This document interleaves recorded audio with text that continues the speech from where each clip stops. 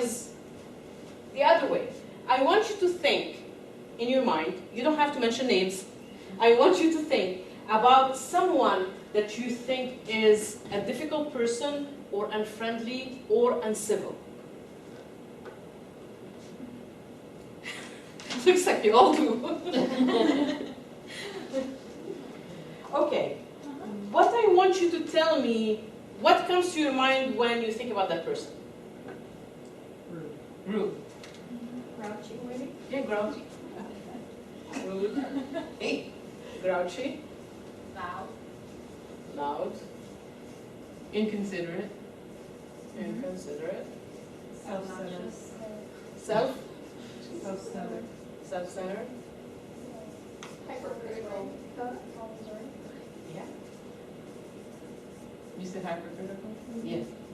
Yeah, that too. Only your bad stuff. Okay. Yeah, I think negative. Negative. Yes.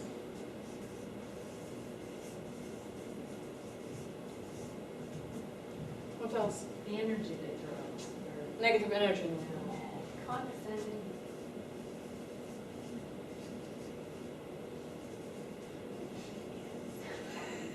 We're not naming names. I'm not.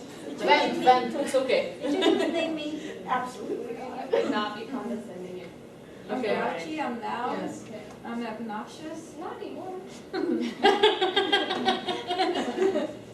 Obnoxiousness. Now, Being obnoxious. Well, maybe a little obnoxious, but in the best possible way. Mhm. We love that about you. Okay.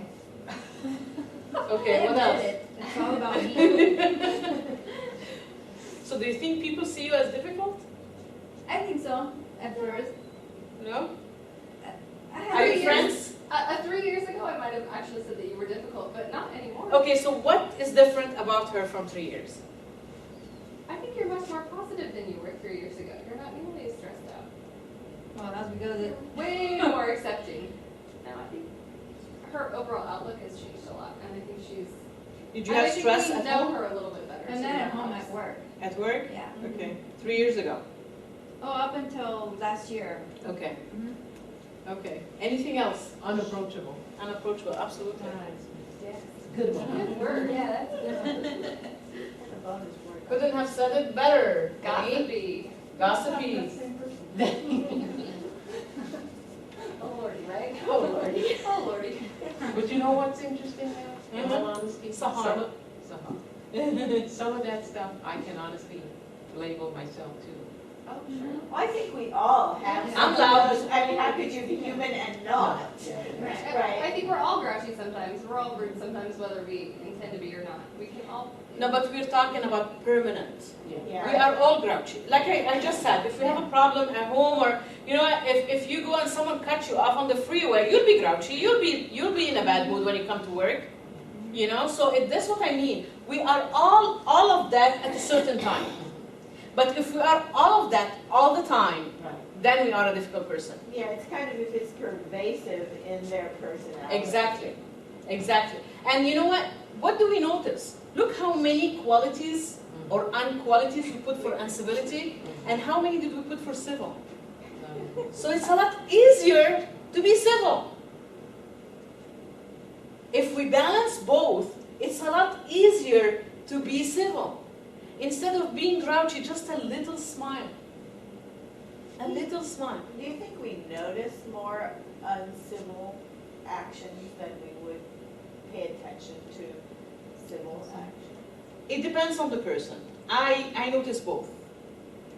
So, uncivil or difficult people start applying it, but they never give you credit.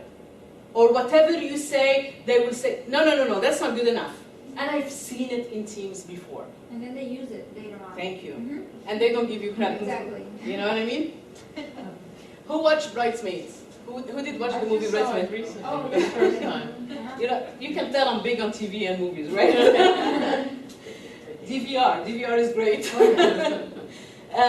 You remember the bride had the best maid and she came up with all the ideas about Paris and all that, and then someone else, you know, that Ellen came and she discounted every single thing. Oh, that's overrated, it's overdone, we can't do this. And she did everything she discredited that person with. And what was the reaction of that person? She went crazy. Right. Yeah. You know, because she felt like, you know what, you did not give me credit. I mean, she wasn't stable to start with. So that pushed her through the edge. And you know what, you can never know who the people you're dealing with, how close to the edge they are. Right. So don't push them to the edge. Don't, because you don't know. You don't know what kind of effect exactly you can have on that person. Okay? Bullying and intimidating coworkers. And we see that a lot. People sometimes don't realize that they're bullying people, but they are. You know, because they don't listen. They just want their stuff to be done. Sabotaging individual and company efforts. If you have a competition between you and someone else, and they know a very important piece of information that you need to know, and they will just withhold it from you. They won't give it to you. Discriminating against a particular individual or group.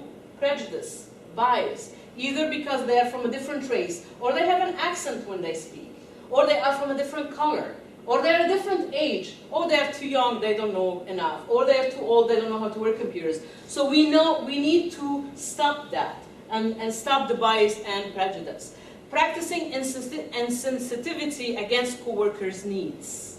You know, being insensitive to people of what they need or their feelings or their sensitivity. We don't know where they're coming from. We don't know what happened to them on the way to work. We don't know what happened to them at home. We don't know all that. So, and they don't know where we came from, or what happened to us, or what baggage we're carrying through life. No one knows. You know, so we need always to put some measure into our mind into that, put some weight to that. Practicing poor etiquette in dealing with correspondence. And there is a part here that I'm going to show you. It's not on the presentation. It's how to do or not do on emails. And we're going to go through that into communication. And how to deal with different people, difficult people. We have already all the definitions of what we see as difficult people. To summarize it before we move on, someone that is always negative, someone that always puts you down, or someone that bullies you, or someone that is fixated on only one topic and goes on and on and on. Someone that talks only about themselves, or they feel they want to control everything, or they are competing with you on everything. And there are people like that. There are people that feel like they are in continuous competition with you. You know, I had a friend that whatever I did, she had to do the same or better. She thinks that it's better. You know, and it's like, more power to you. You know, it's just like, if you want my help to do something, I'll give it to you. I don't compete. I don't. I am who I am, you are who you are, and if you want my help, I will help you. We don't have to compete. Competition in small doses is good, because it pushes you to a bigger limit. But being competitive about every single thing, thank you. And it's lack of confidence. It's insecurity. Because you don't come up with your own things, you have to just keep imitating someone. And it's good, like if I look at Gandhi, you know, and imitate some of the stuff that he did, you know, or Buffett on how he got his money and do some of the things that he did, it's good. But as long as I'm not obsessive, I'm definitely not in competitions with that, you know.